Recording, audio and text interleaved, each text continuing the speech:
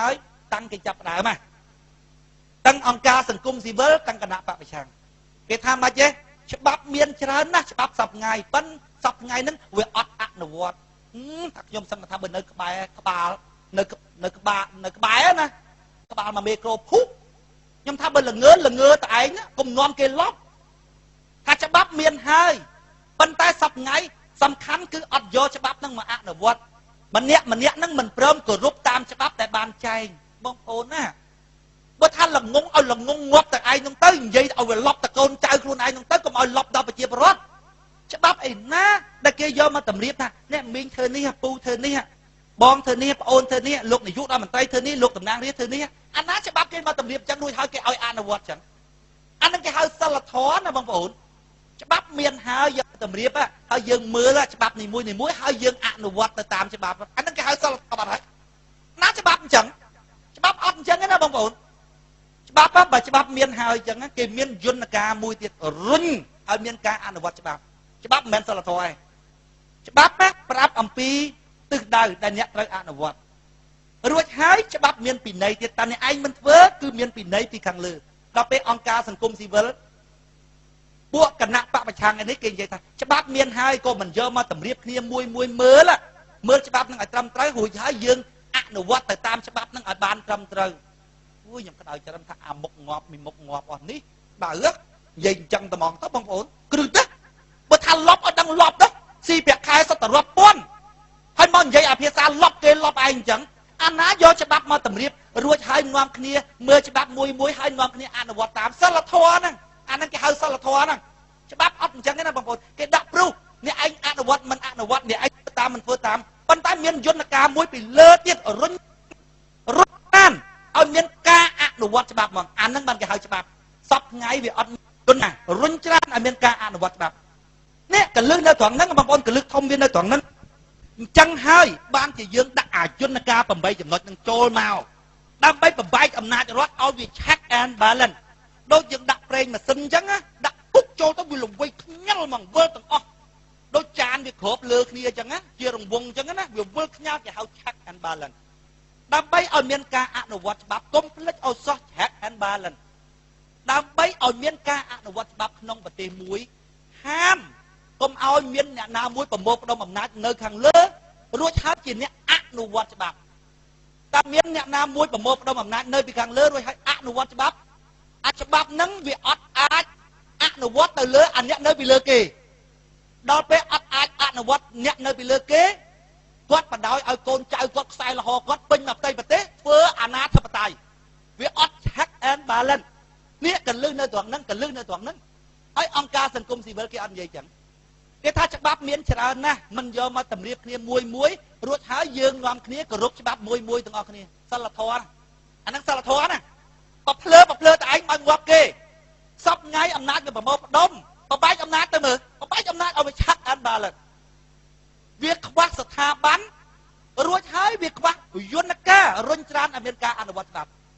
ខ្ញុំលើកឧទាហរណ៍យើងប្រជុំគណៈបកអញ្ចឹងតាមច្បាប់គេថាអត់សុំច្បាប់ទេមិនបាច់សុំច្បាប់ទេគ្រាន់តែជូនតំណែងទៅឃុំជូនតំណែងគេឲ្យឬមិនឲ្យគ្រាន់តែជូនតំណែងទេរួចហើយយើងធ្វើតែហ្មងអាហ្នឹងច្បាប់ប៉ុន្តែកន្លែងឧត្តមម្សិលមាញ់គេថាយើងធ្វើអត់ច្បាប់យើងជូនតំណែងហើយគេថាឲ្យយើងទៅសុំអីស្រុកហើយយើងថាច្បាប់គេមានឲ្យសុំឯណាគេឲ្យជូនតំណែងគាត់តែជូនតំណែងនេះឯងឲ្យធ្វើឬមិនឲ្យធ្វើគឺអត់មានបញ្ហាទេគឺខ្ញុំដឹងតែធ្វើគ្រាន់តែខ្ញុំជូនតំណែងតែខ្ញុំមកធ្វើដើម្បីឲ្យអ្នកឯងបញ្ជូនកម្លាំងមកការពារសមត្ថភាពច្បាប់គេថាអញ្ចឹងប៉ុន្តែវាអត់យន្តការដល់អត់យន្តការគាត់ប្រហើនគាត់ថាឲ្យយើងទៅសុំឯស្រុកអាហ្នឹងគេហៅអត់យន្តការបើនៅស្រុកគេមានតុលាការរដ្ឋបាលគេនៅស្រុកហ្នឹងប្តឹងបាសជើងណាបងប្អូនប្តឹងបាសជើងណាជាប់គុកមេឃុំហ្នឹងឥឡូវហើយយើងវាអត់យន្តការវាអត់គ្រប់គ្រាន់វាអត់ check and balance ដល់ពេលអញ្ចឹងច្បាប់វាមានតែច្បាប់ហ្នឹងទៅដល់ពេលអង្គការសង្គមស៊ីវិលគេថាម៉េចទេលោកមេឃុំមិនក៏មិនទៅមើលច្បាប់ផងរួចហើយយកច្បាប់ហ្នឹងមកអនុវត្តប្រហែលសិលធម៌បងប្អូនប្រហែលសិលធម៌ហើយស្រុកខ្មែរដោះស្រាយវាអត់ចេញនៅត្រង់ហ្នឹងនៅត្រង់ថាវាអត់មានអាយន្តការរុញច្រានហ្នឹងវាអត់មានអាហ្នឹងហើយអត់ជារៀងរហូតបងប្អូនអត់ជារៀងរហូតស្រុកយើងដែលមានទេពួកយើងតាំងពីអតីតកាលមកពីសម័យអង្គរមកយើងដឹកនាំតាមរបៀបប្រមូលផ្ដុំអំណាចរួចនៅក្រោមឆន្ទៈ វាអត់មានទាំងអស់គ្នាដើម្បីទាំងអស់គ្នានៅក្រោមច្បាប់ណាវាអត់មានអញ្ចឹងបានពេលនេះគៀងកោកម្លាំងរបស់ប្រជាពលរដ្ឋធ្វើឲ្យស្រេចម្ដងបងប្អូនឲ្យស្គាល់ថាមិនទៅស្មើមុខគ្នាចំពោះមុខច្បាប់ប៉ិនកុំភ្លេចណាកើតពីកណ្ដាប់ដៃនៃការចូលរួមរបស់យើងទាំងអស់គ្នាណាហើយចូលរួមតាមការយល់ដឹងទៀតកុំរបៀបផ្អើលដោយគណៈបក្សសិទ្ធិមនុស្សគេស្រែកថាអូយើងទៅប្រជាធិបតេយ្យមិនប្រជាធិបតេយ្យយ៉ាងម៉េចផងគេស្រែកនៅមុខគេប្រាប់ថាគណៈបកយើងឲ្យតែមេឃុំណាហ៊ានយកលុយប្រជាពលរដ្ឋបកនឹងដកមេឃុំនឹងភ្លាមអូដកមេឃុំហើយហ្នឹងបកដកហើយហ្នឹងអត់ដឹងផ្ដាច់ការហ្នឹងប្រជាធិបតេយ្យមេឃុំប្រជាធិបតេយ្យគឺបោះដោយប្រជាពលរដ្ឋរួចទម្លាក់វិញដោយប្រជាពលរដ្ឋហើយយើងសប្ងៃបងប្អូនមើលនាយករដ្ឋមន្ត្រីនៅខាងលើគាត់ចុចកលឹះទៅនៅគ្រប់ភូមិគ្រប់ឃុំទាំងអស់ដោយតសៃឈាមចង់ទាំងអស់ហ្មងបោះឆ្នោតតែគេរៀបចំយន្តការដើម្បីរក្សាអំណាចឧទាហរណ៍តែបើចាញ់ឆ្នោតគេមិនអោយទៀតបើមិនអោយស្មើនឹងរដ្ឋបហាពីពលរដ្ឋាភិបាលថ្មីឈ្នះហើយព្រោះឲ្យមិនអោយ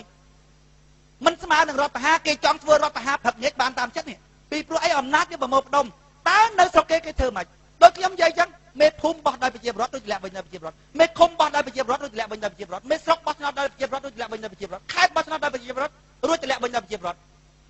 រួចហើយគេមានតុលាការរដ្ឋបាលដើម្បីឲ្យប្រជាពលរដ្ឋប្តឹងមេឃុំមេអីហ្នឹងរឿងរដ្ឋបាលប្តឹងបាក់ជើងណាហើយមានអាណាចជួយការពារអាណាទេម្នាក់អត់មានខ្សែលហោប្រជាពលរដ្ឋបោះឆ្នោតទាំងអស់ហើយគេខ្លាចបំផុតរឿងនាយករដ្ឋមន្ត្រី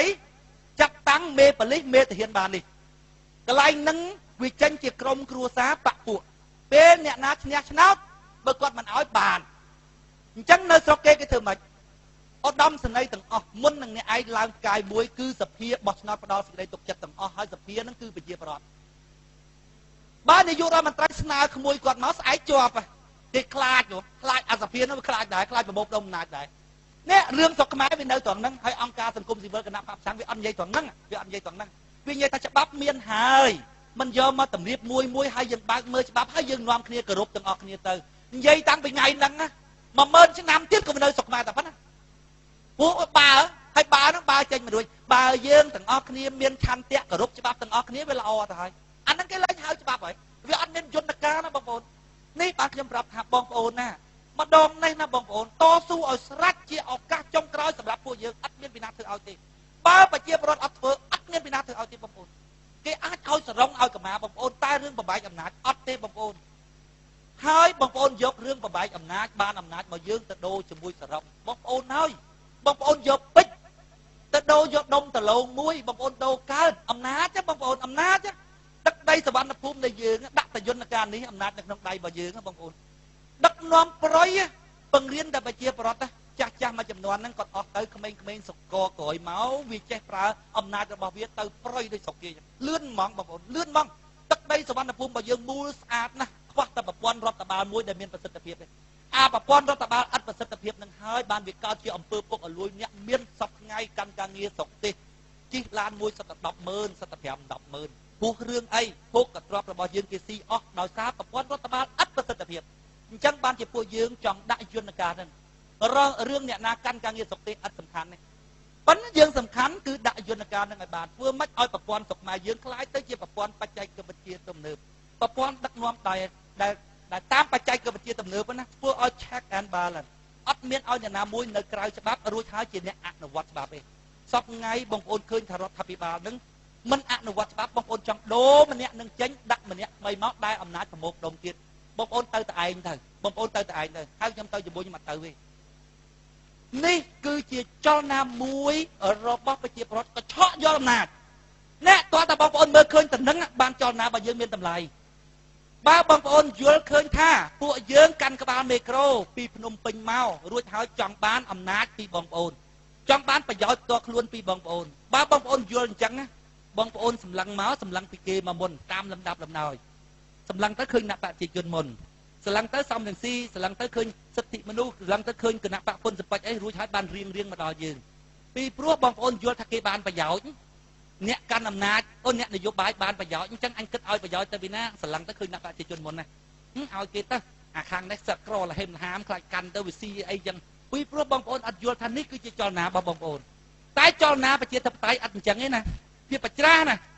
គេពីភ្នំពេញមកហ្នឹងយើងពីហ្នឹងទៅភ្នំពេញជាចលនារបស់វងមហាជនដណ្ដើមអំណាច ដណ្ដើមអំណាចបំបែកអំណាចរដ្ឋអំណាចនៅក្នុងដៃយើងប្រជាធិបតេយ្យជាប្រព័ន្ធនៃការដឹកនាំរដ្ឋដោយប្រជាពលរដ្ឋនាយករដ្ឋមន្ត្រីដូចគ្នាប៉ុន្តែអំណាចនៅក្នុងដៃរាជណែបើប្រជាពលរដ្ឋគាត់ចាប់កន្លែងនឹងបានគ្មានអីទប់ចលនាបើមហាជនបានទេប៉ុន្តែគាត់យល់ថាយើងគណៈបកថ្ងៃនេះគាត់ផ្សេងគាត់យល់តែអញ្ចឹងតែគេបញ្ជាក់ឲ្យបញ្ជាក់ទៀតថាចលនាប្រជាធិបតេយ្យជាចលនារបស់មហាជនបកប្រជាធិបតេយ្យជាបករបស់ប្រជាពលរដ្ឋប្រទេសប្រជាធិបតេយ្យជាប្រទេសរបស់ប្រជាពលរដ្ឋប្រជាធិបតេយ្យជាទម្រង់នៃការដឹកនាំប្រទេសដោយប្រជាពលរដ្ឋចាប់អកលឹះនឹងវាអត់បានរាល់ថ្ងៃប្រជាពលរដ្ឋក៏ចាប់អានឹងបានអញ្ចឹងគាត់ចេះថាគណៈបកយើងតូចដឹងបោះឆ្នោតឲ្យគាត់អាម៉េចផងពួកគណៈបកនឹងតូចគាត់យល់ថារបស់យើងគាត់មិនយល់ថារបស់គាត់បច្រាគ្នាណាបងប្អូនគុំតែមានចំណុចកលឹះនឹងស្មានខ្ញុំហ៊ានធ្វើហ៎បើគុំតែមានចំណុចកលឹះនឹងស្មានខ្ញុំហ៊ានធ្វើមិនឈ្នះគេយើងគ្មានលុយមានអីផង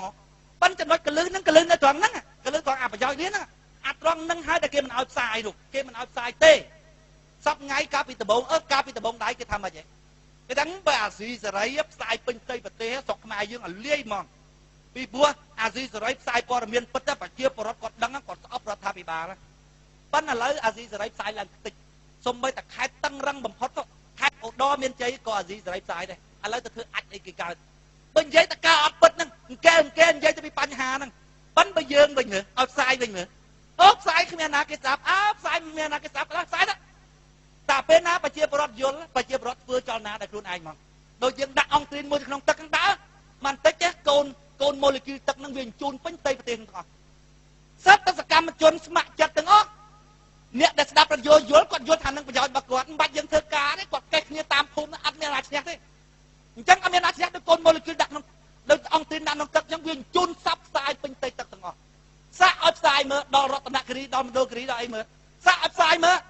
តែប្រជាពលរដ្ឋប៉ះចំអាកលឹះមួយថានេះគឺជាចលនាមហាជនស្ទុះទៅដណ្ដើមអំណាចប្រជាធិបតេយ្យជាទម្រង់នៃការដឹកនាំរដ្ឋដោយប្រជាពលរដ្ឋកុំឲ្យគាត់មើលឃើញថាគាត់ផ្សេងបាក់ផ្សេងតែគាត់មើលឃើញថាគាត់ផ្សេងបាក់ផ្សេងគាត់មើលពីគណៈបកប្រជាជនមកមុនណាឲ្យប្រយោជន៍ទៅគណៈបកប្រជាជនទៅឲ្យលៀបសការៈទៅគេទៅបន្ទាប់មកសំរងស៊ីមកបន្ទាប់មកសិទ្ធិមនុស្សបន្ទាប់មកអីប៉ុន្តែគាត់មើលឃើញថានេះគឺជាចលនាមហាជនបច្រាស់ពីគេវិញតារៀបចំប្រព័ន្ធដែលខ្សែនៅក្នុងដៃគាត់តែគាត់ពាល់ត្រូវកន្លែងហ្នឹងណាបងប្អូនណាមិនបាច់ខ្ញុំទៅថាឲ្យគាត់ទេគាត់ដេកអត់លក់មកគាត់ដេកអត់លក់ទៅមកមានណាធ្វើឲ្យគាត់ទេគាត់ដេកមិនលក់មិនយប់គាត់ដេកលក់គាត់ចង់ឲ្យអ្នកដទៃយល់ដែរវាពិបាកចិត្តតែឯងវាមិនឈ្នះទេតើដល់ប្រជាពលរដ្ឋលើពី 50% បូក1ពិបាកចិត្តអញ្ចឹងមិនថាដំបងដែរឲ្យស្ដាប់សិនទៅដល់ពេលគេដឹងថាយើងប្រែអាមធ្យោបាយបញ្ជ្រាបការយល់ដឹងតែប្រជាពលរដ្ឋយល់ដឹងវាបះបោគេបិទអរិទ្ធយោយើងទៅអញ្ចឹងបានថាប្រជាពលរដ្ឋខ្មែរគិតខ្លួនឯងខ្ញុំអស់លទ្ធភាពហើយមិនដឹងទេបងប្អូនចង់បំបែកគ្នាតាមណាបំបែកទៅបំបែកតាមការចាក់ឌីសចាក់អីឬក៏ផ្សព្វផ្សាយយ៉ាងម៉េចអានឹងរឿងរបស់បងប្អូនប៉ុន្តែខ្ញុំនៅតែមានសង្ឃឹមថាម៉េចទេដោយសារបេះដូងរបស់យើងជាបេះដូងដើម្បីជាតិមែនទែនអត់ជាប់ផលប្រយោជន៍ផ្ទាល់ខ្លួនក្នុងរឿងអស់ហ្នឹងណាបងប្អូនខ្ញុំយល់ថានៅថ្ងៃណាមួយអាសេចក្តីល្អរបស់យើងនឹងដាស់បេះដូងរបស់អ្នកដឹកនាំហ្នឹងឲ្យគាត់